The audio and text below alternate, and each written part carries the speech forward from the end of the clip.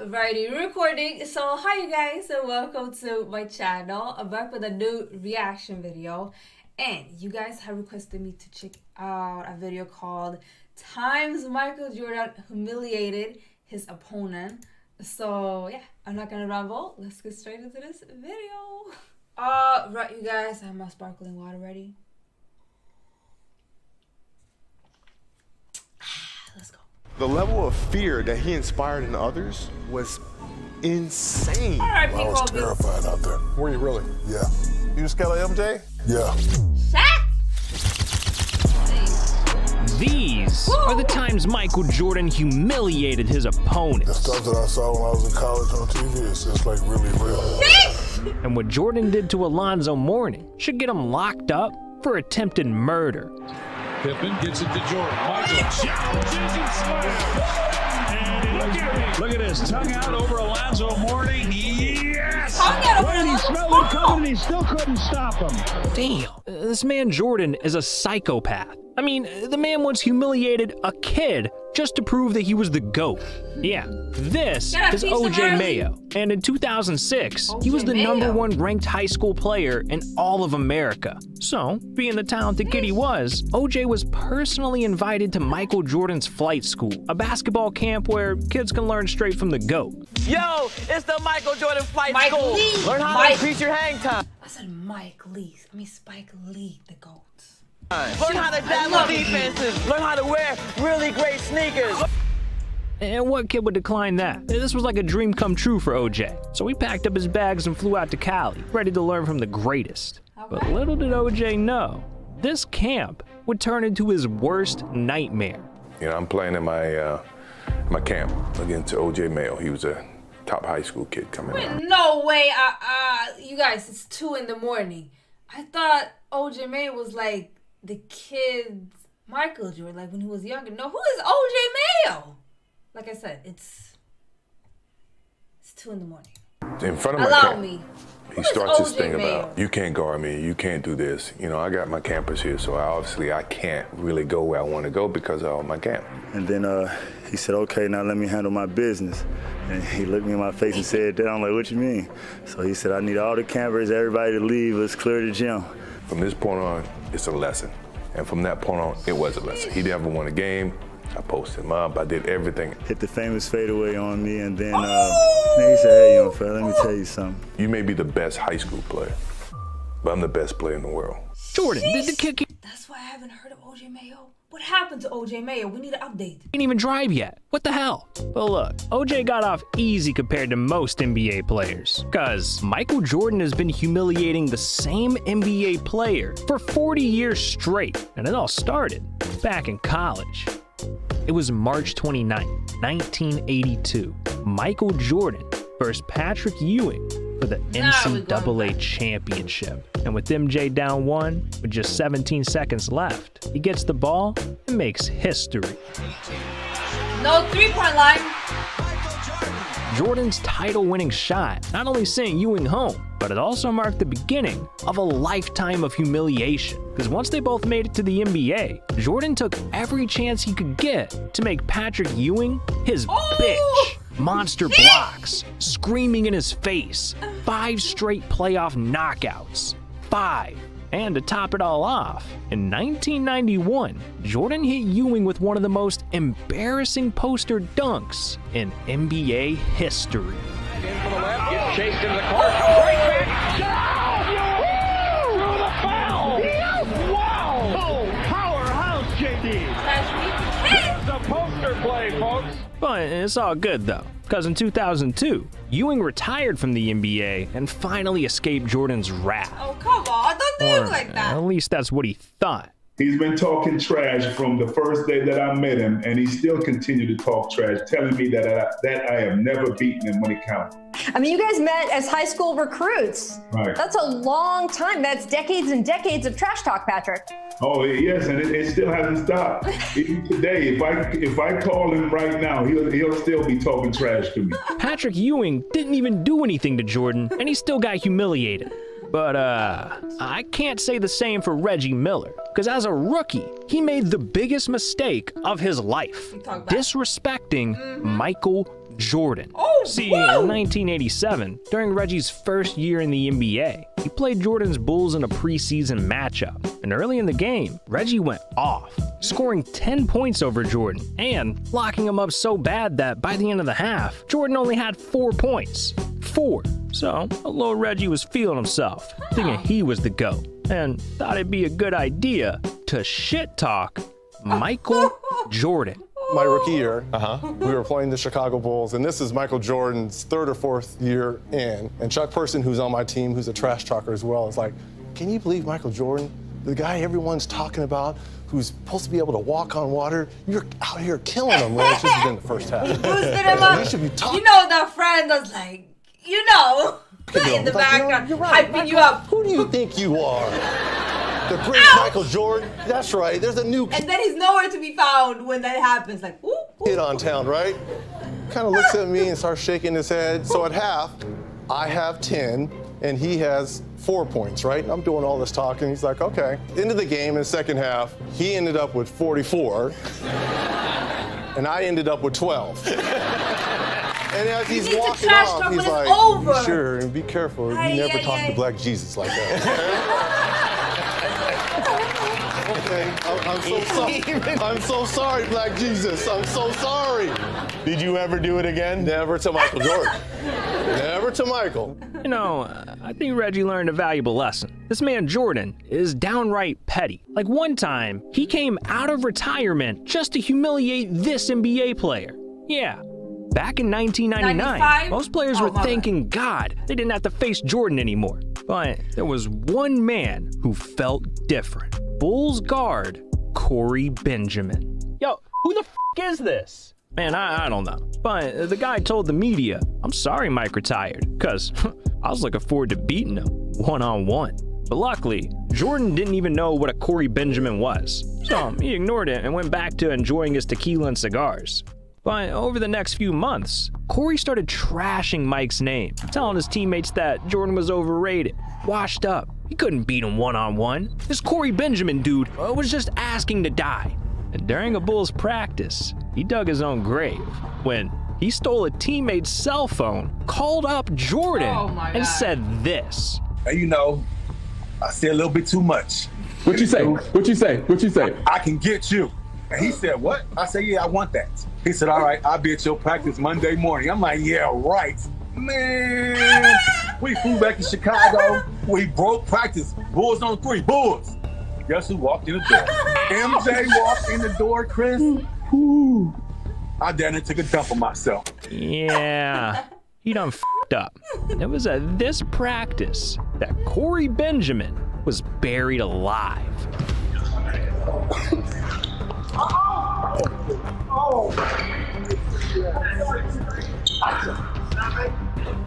Corey? Oh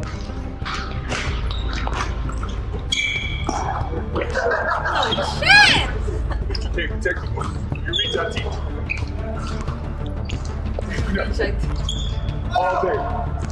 Look around you, man. Look around you. I respect it. That just shows the mentality. Don't call me out of retirement.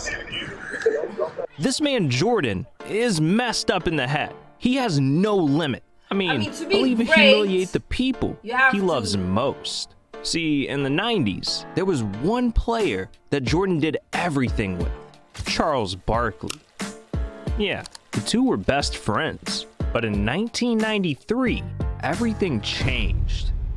Because when they met in the NBA Finals, Jordan did something downright dirty. Right before Game 4, he invited Charles Barkley to a round of golf, where he gifted him $20,000 diamond earrings. And that sounds nice, but it was all a part of Jordan's secret plan to butter Charles up and f*** him. Because Jordan later told his assistant coach his true motive, saying, Charles won't get in my way the rest of the series. What's $20,000 to me? He thinks we're great friends. I hate that fat f***. Damn, that's evil. But hey, it worked. Because the very next game, Jordan humiliated Barkley in front of the whole world. 7-second disparity between the shot clock and the game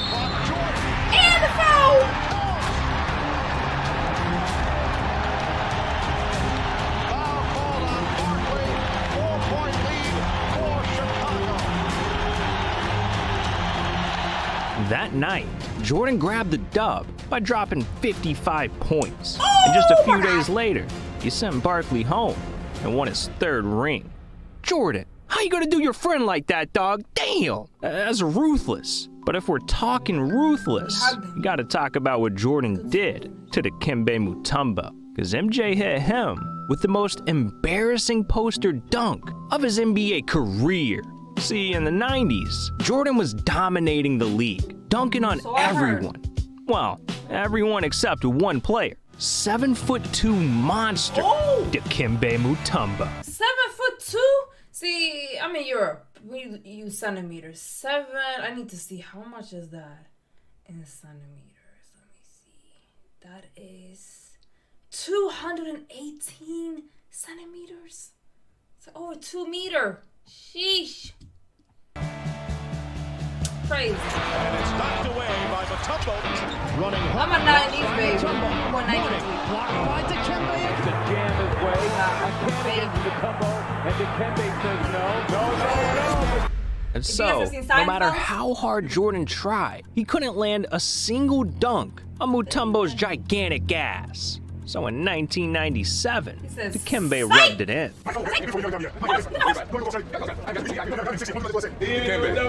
We know he doesn't age well when they talk. Don't do that. Chicago Bulls, Hawks, and Knicks? What kind of thing is this? All of them in the same. And he really thought Jordan would never dunk on him. But a couple of months later, when the two squared off in the playoffs, Jordan got his revenge. MJ. He did it! Michael shakes the finger, but he finally got his dunk on Mutombo. He never dunked on you. He never put you on the highlight. He said, I would love to get my Boston, but it's not happening. Not only did Jordan hit Dikembe with the most humiliating poster dunk of his career, but he also eliminated him from the playoffs in the same game. Embarrassing. But hey, it's still not as bad as what happened to Isaiah Thomas. Because Jordan did him the dirtiest, and it ruined the man's entire legacy. See, in the late 80s, Jordan hated Isaiah Thomas because his Pistons knocked him out of the playoffs 3 seasons in a row and clowned his ass with plays like this. 10:25 to go opening quarter. There's a fight right there. Lambeer and Jordan.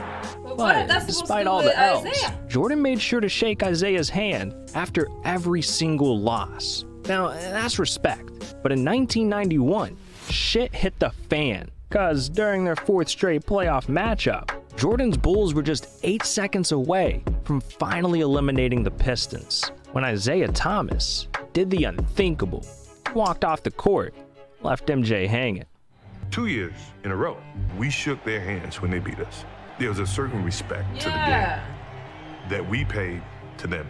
That's sportsmanship, no matter how much it hurts. And believe me, it fucking hurt. There's no way you can convince me he wasn't an asshole. You could see it in Jordan's eyes. The thing is, for him, he got principles. He have a certain respect level, and I respect that. Like even if it's small things, he value that. I respect Jordan for like the mindset. Furious. And from this point forward, Jordan knew that he wanted cold-blooded revenge. So over the next few months, Jordan started scheming until he came up with a devious plan. Get Isaiah banned from the most legendary squad ever, the 1992 Olympic Dream Team. See, Jordan, being the best player of all time, knew that Team USA would do anything for him. So during a recruiting call with the Olympic Committee, Jordan agreed to play, but with just one little condition. And when they called me to ask me to play, Rob phone called and said, Rob, I won't play with Isaiah Thomas. Yeah, I haven't watched the that was documentary. leaked audio proving Jordan got Isaiah banned from the Dream Team, costing him a gold medal and a place in basketball history, all over a handshake. And Isaiah still regrets it to this day. Looking back on it, should we had been bigger? Yeah.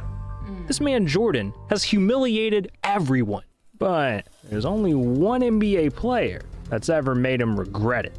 Kobe Bryant. R.I.P. See, Kobe. during Jordan's final season in the NBA, he led the Wizards to a 1-point win over Kobe's Lakers. But instead of just taking the dub and moving on, Jordan wanted to rub it in Kobe's face one last time. So after the game, he walked up to Kobe, looked him dead in the eyes, and said, "You can put my shoes on all you want, but you're never gonna fill them." Yeah, Kobe got humiliated by his idol, and all he could think about was getting back at Jordan. So Kobe locked himself in the gym, stopped talking to his own teammates, and did nothing but practice until March of 2003, when, during their final matchup ever, Kobe Bryant put Michael Jordan in his place. Comcast Sportsnet tonight. Kobe's first jumper, that's good. Long jumper, three-pointer, Kobe Bryant. He is unbelievable. As they trail now by one, here's his jumper, and that's the first lead of the night for Los Angeles. Unbelievable. Another three for Kobe. Kobe guarded by Lou. Kobe crazy! Oh, no! He is burning down the house. Standing O. That night, Kobe dropped 42 points in the first half alone. By the end of the night, he scored 55 on Jordan, marking this game as the passing of the torch from one GOAT to another. Damn, that's some beautiful shit, man. But you know what's even more beautiful? This video right here. These are the top 20 plays of... Oh, come on, this guy is funny. Link in the description to the original video. I enjoyed this one. Learned some things. That thing in the beginning was embarrassing though. I didn't really focus. But let's forget about that. Like, comment, subscribe. All the good stuff if you enjoyed this video as much as I did. And hopefully I will see you guys in the next one. Bye.